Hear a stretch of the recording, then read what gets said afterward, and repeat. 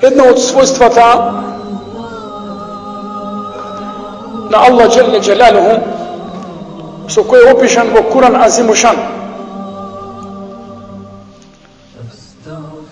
е името Ар-Ракиб, што значи во превод контролор, надзорник, надгледувач.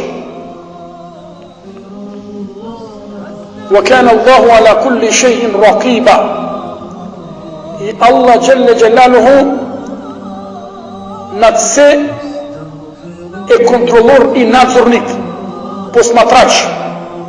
И ништо не може да му избегне или да се сокрие од Аллах Джелле Джелалуху. Ова име, вели улема, إذا أيقن العبد أن الله يراه ويراقبه استقام على أمره فسعد الدنيا والآخرة. Кога човек би се убедил длабоко во ова својство,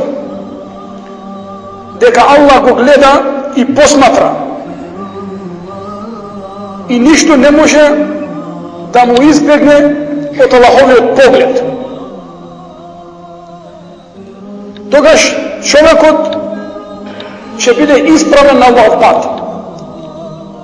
Тогаш ќе се чува од харами, ќе извршува наредби. Фасаиде дуња вал ахире, и на тој начин ќе постигне среќа на дуња и на ахирет. Посматрање и надгледување на Аллах Джелле Джелалуху е потврдено и со Куран и со Суннет и во пракса на добрите поранешни генерации. Замисли кога Аллах Джелле Джелалуху вели: وَاعْلَمُوا أَنَّ اللَّهَ يَعْلَمُ مَا فِي أَنفُسِكُمْ فَاحْذَرُوهُ. И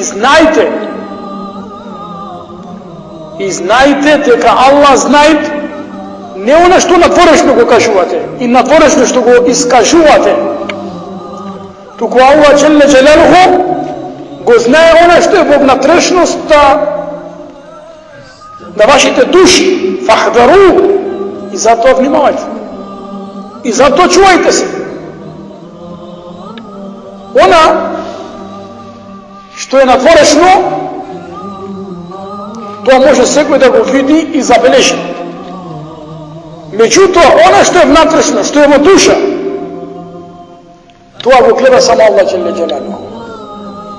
И затоа улемата, кога дефинира што е посматрање на Аллах Джелле Джелалуху или што е свест за Аллахова контрола врз човек, вели: Илмул қалб би курби раб. Вели улемата. Илму раб би курби раб. Свест и знаење на човек дека е во близина на Аллах Джелле Джелалуху. Илму раб би курби раб. Свест на човек дека Аллах е близко, дека Аллах го гледа, го посматра. Ма јелфузу мин каулин илла лейдейхи ракиб. И нема човек да зборне збор, а да не има над него контролор, што тоа го контролира и ќе го забележи.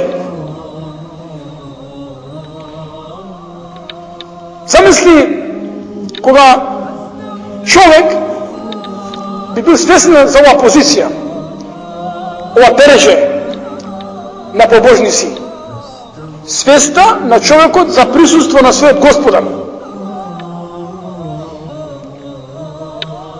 Вели улемата, замисли кога човек во обичен живот се наоѓа во сообраќај и човек во сообраќај патува и му даваат знак дека има радар или има полициска контрола. Човекот веднаш превзема